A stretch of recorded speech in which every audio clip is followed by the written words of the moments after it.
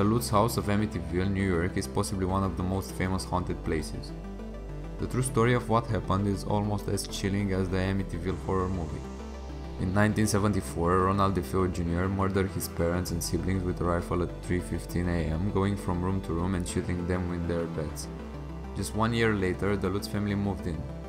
The abode is a massive 5-bedroom house and the family couldn't resist getting it for only $80,000. However, the Lutz clan only spent 1 month living in the home.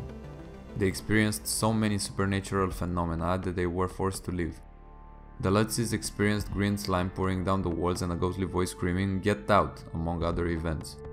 George Lutz, the stepfather, would wake up every day at exactly 3:15 a.m. as if tempted to repeat the crimes of DeFeo.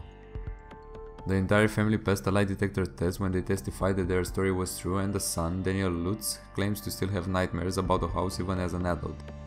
Ronald DeFeo Jr. was interviewed in jail where he is still alive and living out a life sentence. He said that the voices in his head are still urging him to kill.